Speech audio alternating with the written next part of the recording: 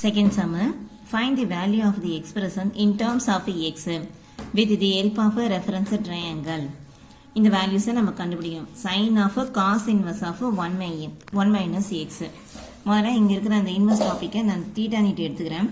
theta equal to cos inverse of 1 minus x. cos இந்த side எடுத்துட்டு வந்துருங்க. cos theta equal to 1 minus x.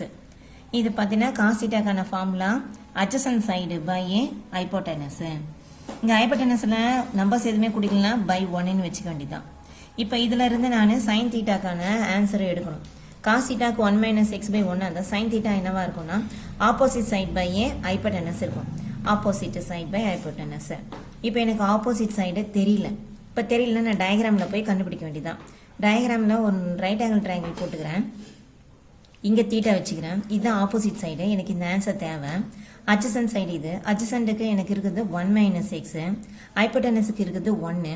அப்போ இங்க இருக்கிற ஆப்போசிட் சைடு என்ன ஆன்சர் வரும்னா ஸ்கொயர் ரூட் ஆஃப் என்னது இது hypotenuse square minus adjacent square அப்படிதானே எழுதுவோம்.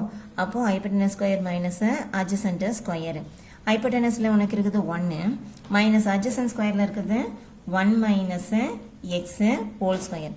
இப்போ இதனுடைய ஆன்சரை இங்கே தொடர்ந்து கண்டுபிடிக்கலாம். 1 மைனஸ் இதனுடைய formula a minus b whole square formula. இப்போ a square plus b square minus 2ab இதுவதா. இப்போ ப்ளஸ் 1க்கு மைனஸ் 1 கேன்சல் ஆயிடுச்சுன்னா உனக்கு வர answer minus X square minus minus plus 2x. அப்போ நீ என்ன எழுதலாம்னா 2x மைனஸ் எக்ஸ் ஸ்கொயர் எழுதலாம். இப்போ இங்கே வாங்க ஆப்போசிட் சைட் பை ஹைப்போடெனஸுக்கு நம்ம ஆப்போசிட் சைடாக இது எடுத்துக்கலாம்.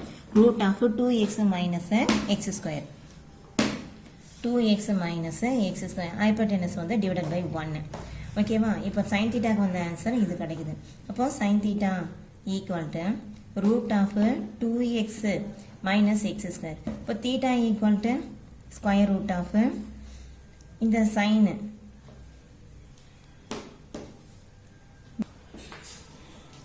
sin theta equal to root of 2x minus x square. இப்போ sin அப்படியே நான் போடுறேன். இந்த theta பிளேஸ்ல நான் தீட்டாவா என்ன எடுத்தேன் மேல cos inverse of 1 minus x அதை எடுத்து எழுதுறேன்.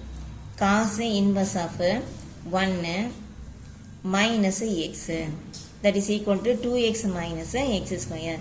இது தெளிவா இல்லை, நான் திரும்ப எழுதுறேன். sin of cos inverse of 1 minus x இது கொஸ்டின். அதனுடைய ஆன்சர் எனக்கு அமைஞ்சது 2x minus x square. நான் சொல்ல வரது என்னன்னா மேலேருந்து கவனி.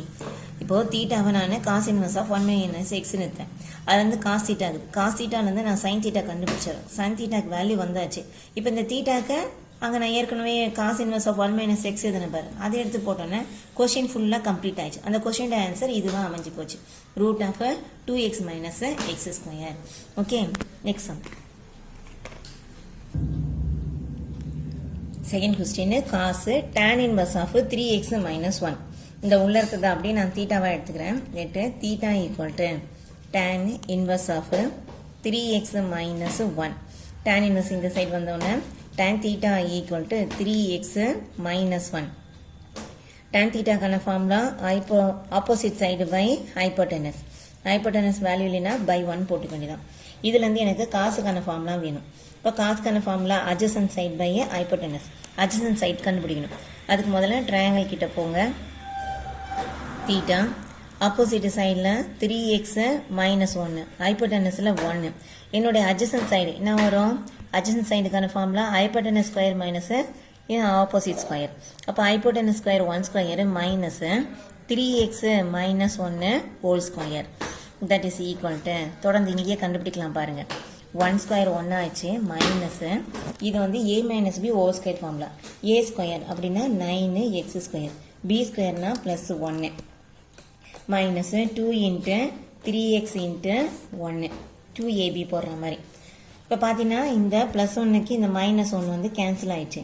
மிச்சம் இருக்குது என்னன்னு பார்த்தீங்கன்னா ஸ்கொயர் ரூட் ஆஃப் இப்போது மைனஸ் 9x ஸ்கொயரு. இங்கே பாரு மல்டிப்ளை பண்ணால் மைனஸ் இங்கே பாரு மைனஸ் 1 ப்ளஸ் 1